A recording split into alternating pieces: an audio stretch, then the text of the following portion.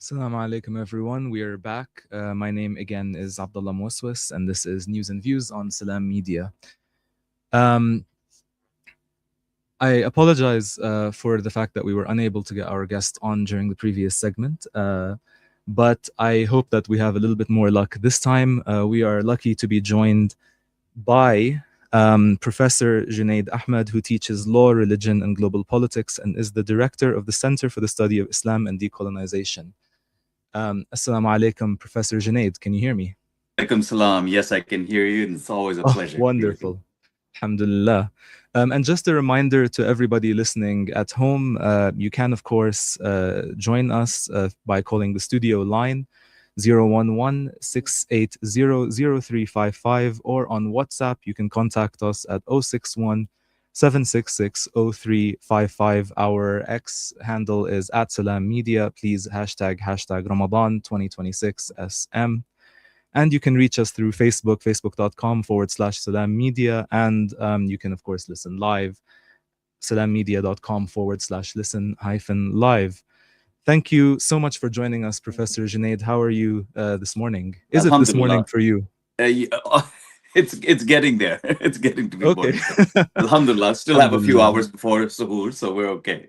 Oh, amazing. Okay, so you are probably much better caffeinated than I am at the moment So far.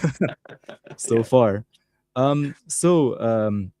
Professor, we are talking this morning about Trump's big claim on India, the India-US trade deal, after this whole bizarre tariffs situation. And so Trump, of course, tells us, and here I'll quote him, Trump says, "I think my relationship with India is fantastic, and we're doing trade with India. India pulled out of Russia. India was getting its oil from Russia, and they pulled way back at my request because we want to settle that horrible war where 25,000 people are dying every month." He said, of course, after the Supreme Court declared that um, his tariff policy was unconstitutional. Given that the US is closer to Russia than it's been in a long time, what does this admission by Trump tell us about his lobbying with India? Well, there's a couple of different components to this, and none of it is usually reflected by what actually Trump is blurting out. That usually is not very helpful in understanding what exactly is going on. Of course, Trump claims that his relationship with everyone is great, but then the next day it's horrible again, and then the next day it's the same the way he behaves with the tariff policies. One day it's 200%, the next day it's 50%. So, we've been following this saga specifically in terms of the policies on tariffs since Trump came to office at the beginning of last year, in which this is was going to be has been the major arm of his foreign policy. That is using tariffs from one country to the next, and of course the big trading partners, the big general, I mean the huge not just trading partners but defense partners, such as a country like India, will obviously be caught in the crossfire in all of this. So the most recent, in terms of the new year, the way that the Trump administration has been putting pressure on India is has gone beyond, and I think many people can observe this beyond just the economic component of it.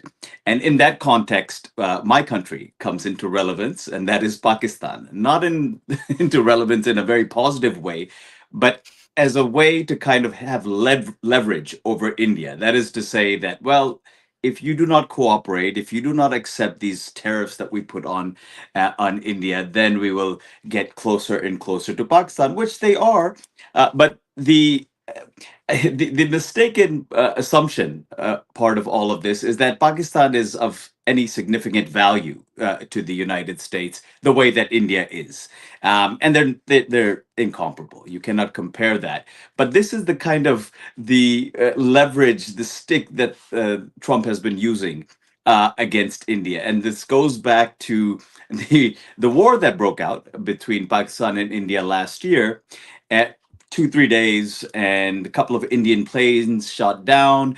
A lot of celebration of the way that the Pakistanis, obviously a much conventionally much smaller military than India, but was able to kind of within that 2 3 days defeat the Indian Air Force. And after that, I think even our South African sisters and brothers hear this all the time.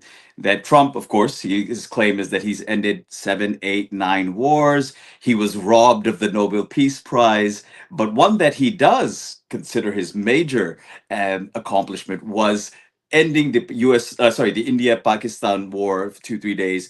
Uh, and according to the Trump and the Pakistanis, because India called Trump to say that we have to finish it. And of course, India does not buy this. Modi rejects this.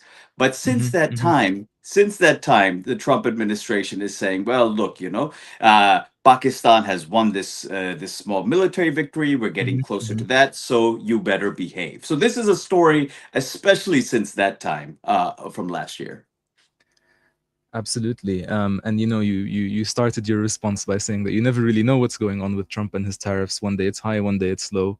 We have a saying in Arabic. We say "Yom asal, yom basal." One day honey, one day onions. And that Perfect. seems to be how, and that seems to be how we can kind of think about Trump and his tariff Perfect. policy. Onions and honey.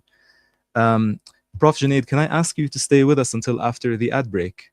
Of course. Um, Of course. No Wonderful. problem. And we'll continue speaking about this topic in a little bit more depth. So let's go to a break.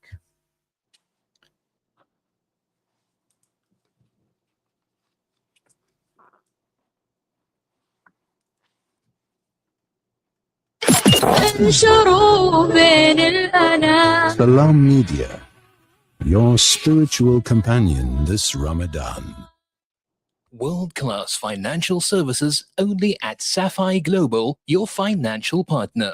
If you are looking for Islamic, Sharia, and ethical financial products, look no further. Sapphire Global offers a wide range of financial service offerings from short-term to life and investments. A full-service center with all financial requirements under one brand. Our highly skilled and experienced consultants are ready to help protect your financial future. Contact us on 041 001 0184 or visit our website on www.sapphireglobalfs.com. Sapphire Global is an authorized financial services provider. Right now, over 150 million children around the world are orphaned, facing hunger, hardship, and uncertainty. With Islamic Relief's Orphan Sponsorship Program, you can provide a child with access to education, nutritious food, essential healthcare, and a safe home. Your sponsorship is not just support, it's hope, security, and a brighter future. Be the reason an orphan child smiles again. Sponsor an orphan today with Islamic Relief. Shimmer, sparkle, captivate. Nothing less than a masterpiece. Droplets of gold inspires precious design. Platinum bursts with intricate freshness. And every pure diamond becomes more than just a girl's best friend. Voda Gold Gem Jewelers, where timeless dreams become a reality. Come to us. We tailor-make designer gold, platinum, and diamond jewelry. Trade in or remodel your old gold. Clad yourself with classy name-branded watches. We offer insurance valuation and freezer card calculation. Visit us at 534 Ridge Road, Overport, or call 031 208 9142. Voda Gold Gem Jewelers, manufacturers of fine gold and diamond jewelry.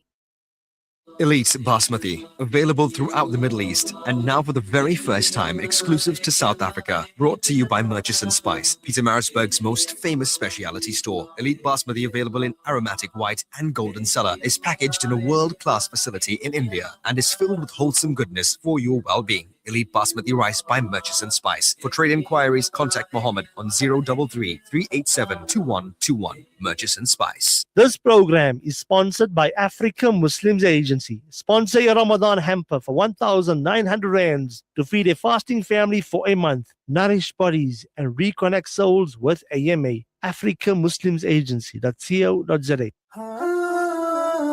You are listening to Salam Media live from our headquarters in South Africa.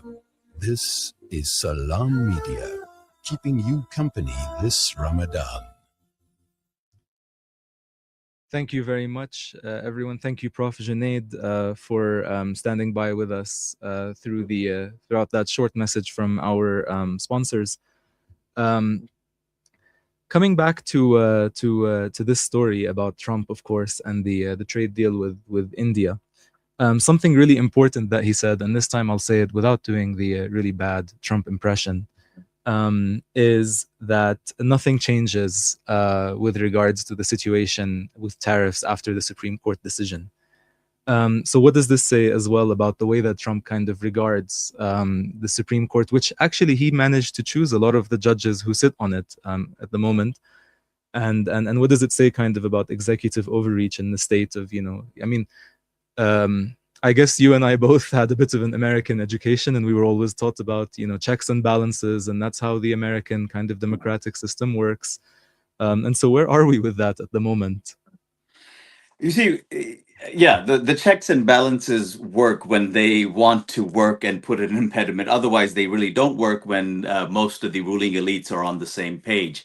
Here we have a situation in which, in some ways, all of the kind of decisions, major decisions that Trump is taking in the second term of his power, very personalized. Like it's almost like for him and his clique. You'll see the same thing in this board of peace and his kind of proposals for the Middle East. Most people know that it's a joke. It's basically having to do with him and his family and their personal real estate investments. The same thing you can see here. One of the reasons why you're absolutely right, these are his own chosen Supreme Court justices, conservatives aligned with the Republican Party.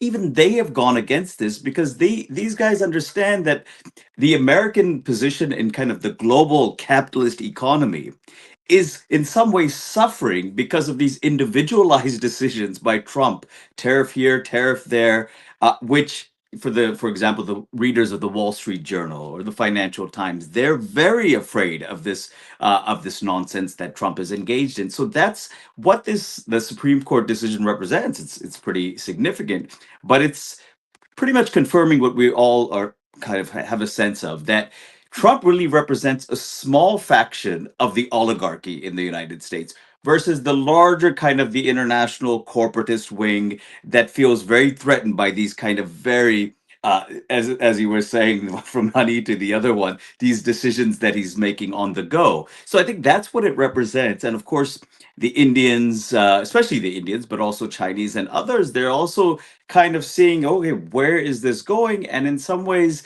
the Supreme Court decision kind of indicates to them, okay, we're trying to take the reins back from this Trump who's gone completely rogue. And it's very clear that in his second term, he's basically now just interested in this kind of very corrupt personal deals that benefit him and his family. And you see this in the Middle East as well. Absolutely. And I mean, I'm hoping later at some point this week that we also get to discuss on this show the question of the Board of Peace, which to me kind of sounds like a corruption of like the Justice League, where Trump is this billionaire who beats up poor people at night like Batman.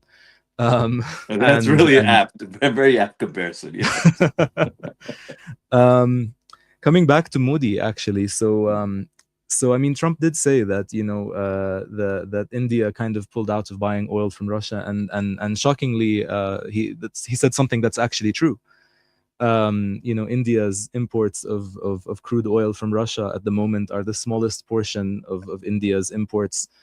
Pretty much since the end of 2022, so since roughly around the time that the invasion of Ukraine happened, whereas of course their imports from Middle Eastern countries are at their highest over that period.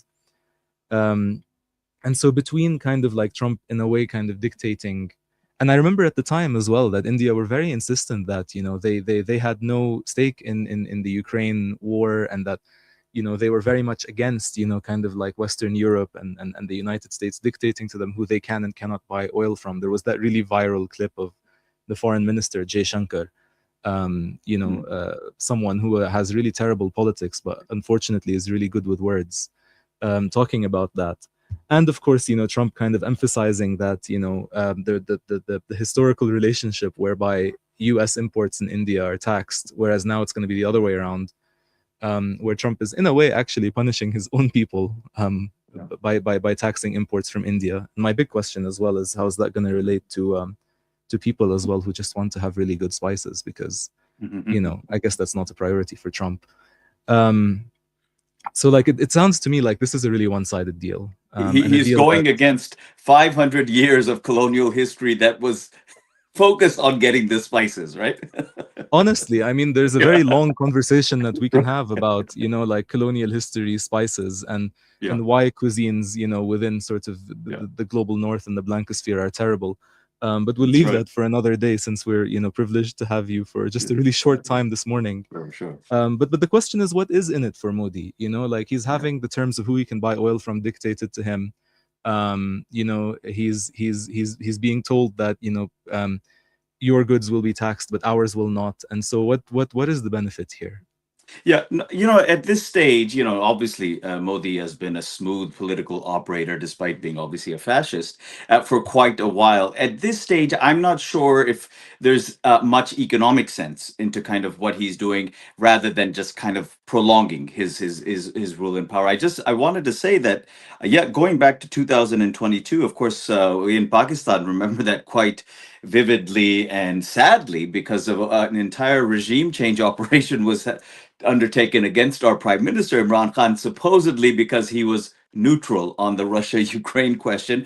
And in fact, you reminded, one of his speeches was basically saying, we are being, penalized and punished for me just going to Russia. We haven't even signed a deal, whereas the Indians are importing their oil. No one says anything to them, and so on. So that was, it just reminded me of that time. But yeah, I mean, for a long time, they allowed it. Even now, this kind of, what is Trump saying? He's saying that, well, what India has enabled by importing this oil is for the war to go on between Russia and Ukraine, which is also absurd. But this is his logic, and it's like what you were saying. On the one hand, he's inviting Putin to the board of peace. He's saying we're friends. Then he's saying that I can't solve. So we have to be we have to take what he says, as we both know, with a pinch of salt. In terms of Modi, yeah, I mean, like I said, I think that even from at the beginning of this month, where there was some type of kind of short-term interim kind of agreement, this is what's good, he's facing a lot of domestic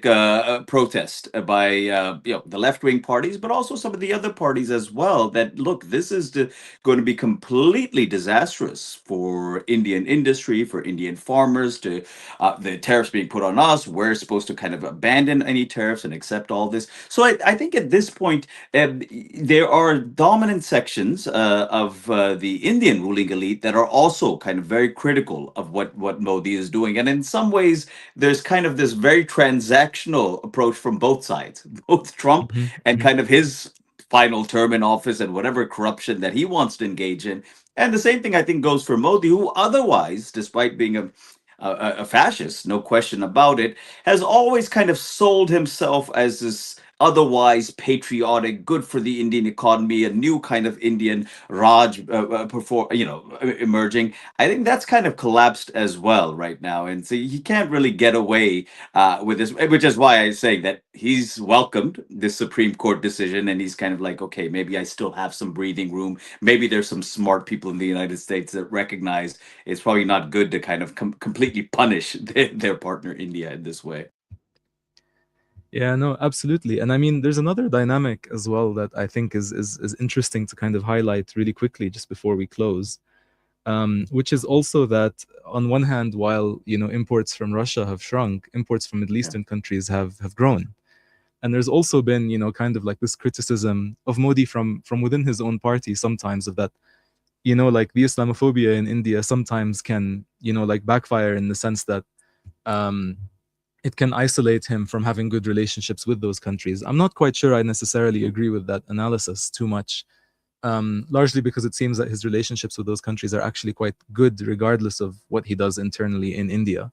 But I think that that's also a really interesting dynamic. What do you think? Absolutely. I mean, I think that especially insofar as how Trump as well plays into that whole relationship of oil and logistics from the Middle Eastern countries.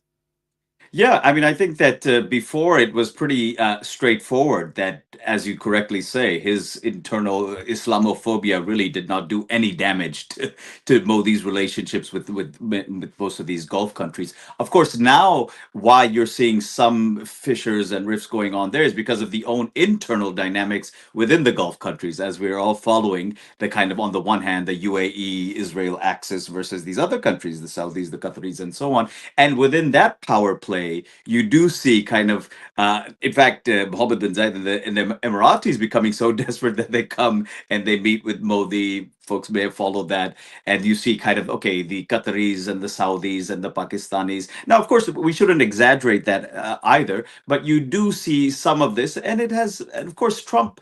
No one can displease Trump, right? So all of these countries are obviously, in his corner. But in terms of, the way kind of Pakistan is just playing its cards as just a military force that is willing to kind of die for all of these regimes, and the Saudis, etc. They've signed a formal defense pact, and in that context, now it seems like the Indians, Emiratis. Although, of course, I don't see the other countries as well, like ruining their relationships with India. It's just you see it more kind of articulated and manifested in these relationships, these meetings going on. Amazing. Thank you so much, Professor Junaid, for joining us. Wishing you a pleasant suhoor, and may Allah accept your fast and ours as well, inshallah. Of course, that was Professor Junaid Ahmad, teaches law, religion, and global politics, and is the director for the Center for the Study of Islam and Decolonization. And now back to the ads. Thank you.